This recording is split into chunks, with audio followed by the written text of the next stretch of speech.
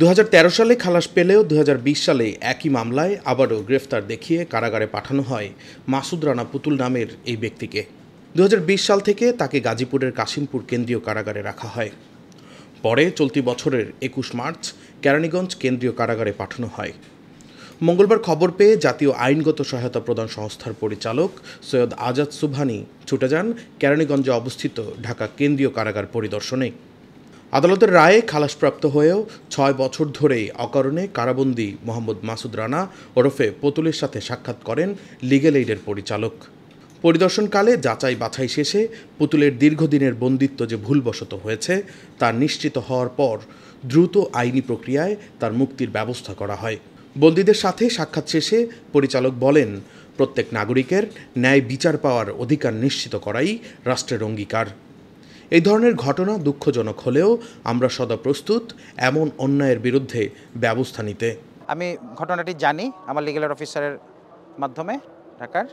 জানার পর আমি তাৎক্ষণিকভাবে কারা কর্তৃপক্ষের সাথে মোবাইল ফোনে আমি যোগাযোগ করি এবং কারা কর্তৃপক্ষ আমাকে সিনিয়র জেল সুপার মহোদয়ের সাথে কানেক্ট করিয়ে দেন। পরবর্তীতে উনি আমাকে আমরা তাৎক্ষণিকভাবে বিষয়গুলো জানাই এবং আমি কাল বিলম্ব না করে যে আর এক সেকেন্ড এক মুহূর্তের জন্য একটা অকারণে একজন নাগরিক আপনার কারাবাস করবে, এটি যে কোনো আইন নৈতিকতা পরিপন্থী। পরিদর্শনকালে তার সঙ্গে উপস্থিত ছিলেন ঢাকা জেলার ভারপ্রাপ্ত জেলা ও দায়রা জজ নাসরিন জাহান, ঢাকা জেলা legal aid officer Mohammad Sayem Khan, জাতীয় আইনগত সহায়তা প্রদান সংস্থার সহকারী পরিচালক Farin Farzana, Toufiqul Islam, senior jail super Suraiya Akter সহ কারা কর্মকর্তারা। এদিকে বুধবার সকাল থেকেই মাসুদ রানা পুতুলের মুক্তির খবরে কারা ফটকের সামনে অপেক্ষমান ছিলেন তার স্বজনেরা। জেল থেকে বেরিয়ে মাসুদ রানা পুতুল বলেন, লিগ্যাল এইড বন্দীদের জন্য আন্তরিকতার সাথে কাজ করে, তার দৃষ্টান্ত আমি নিজেই। ভিতরে আমার একজন বড় ভাই আছে, উনিও বন্দী, আমরা একসাথেই থাকি। যেদিন স্যাররা আসলো ওদিন উনি আমাকে উৎসাহিত করছে যে পুতুল ভাই আপনার সমস্যাটা নিয়ে স্যারদের কাছে যান। তো লিগ্যাল এইড কাজ করে এটা আমি জানতাম। এর আগেও আপনার বিচারক স্যাররা ঢুকছে এই জেলে, আমি এই জেলে ছিলাম। আমি বিচারকদের স্যারদের কাছে বলছিলাম, ওনারা সব কিছু নোট করে নিয়ে গেছে। আমি পরবর্তীতে আপনার কোনো ফলাফল পাইনি, আমি এক ধরনের হাসা ছেড়ে দিছিলাম। পরবর্তীতে যখন আমি এই লিগ্যাল এইডের সাহায্যটা পাইলাম, আমি নতুন করে বাঁচতে শিখলাম যে আমার মতো আরও অনেক বন্দী আছে, শুধু আমি একা না, অনেক বন্দী সমস্যা জর্জরিত আছে।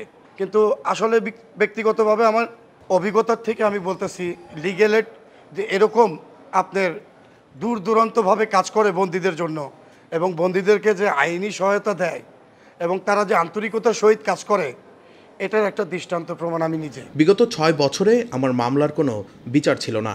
আমি আশাই ছেড়ে দিয়েছিলাম, ভেবেছিলাম এই জেলে ধুকে ধুকে আমাকে পৌঁছতে হবে, কিন্তু লিগ্যাল এইড আমার জীবনের নতুন পথ দেখিয়েছে। তিনি লিগ্যাল এইড কর্মকর্তাদের প্রচেষ্টার কথা তুলে ধরে বলেন, সংস্থাটি যেভাবে কাজ করে যাচ্ছে এই ধারা অব্যাহত থাকলে বিচার প্রার্থীদের কোনো দুর্দশা থাকবে না।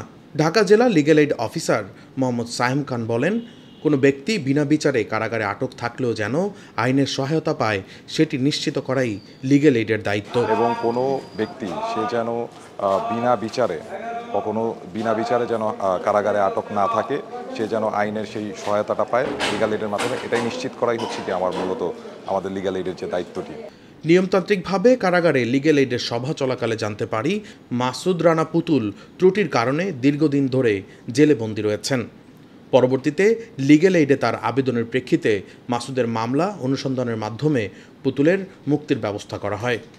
পরবর্তীতে লিগ্যাল এইডে তার আবেদনের প্রেক্ষিতে মামলা অনুসন্ধানের মাধ্যমে মুক্তির ব্যবস্থা করা হয়।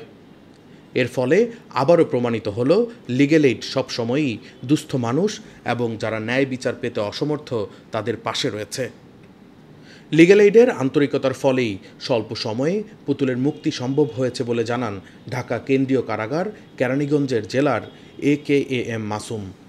গতকাল লিগ্যাল এইডের ডিরেক্টর স্যার নিজে এসেছিলেন, পুতুলের সাথে কথা বলেছেন, আমাদের সিনিয়র জজ মহোদয় ছিলেন, তারপর আমাদের বিজ্ঞ দুজন বিচারক এসেছিলেন, তার ভারপ্রাপ্ত জেলা ও দায়রা জজ স্যার এসেছিলেন। সবাই মিলে বিষয়টা আন্তরিকতার সহিত দেখে দ্রুত সমাধান হয়েছে বলেই আজকে পুতুল কারাগার থেকে বের হতে পারছে। দীর্ঘ প্রচেষ্টার পর পুতুলের মুক্তি যেন কিছুক্ষণের জন্য হলেও ক্লান্ত লিগ্যাল এইড কর্মকর্তাদের মনে তৃপ্তির সুবাস এনে দিয়েছে। তবে এখানেই থেমে নেই তাদের যাত্রা। বিচার প্রার্থীদের মুক্তি, মানবাধিকার নিশ্চিতকরণ এবং ন্যায় বিচারের আলো ঘরে ঘরে পৌঁছে দিতে নতুন চ্যালেঞ্জ বুকে ধারণ করে এগিয়ে চলছে জাতীয় আইন প্রয়োগকারী সংস্থা, এক নিরন্তর প্রতিশ্রুতি নিয়ে।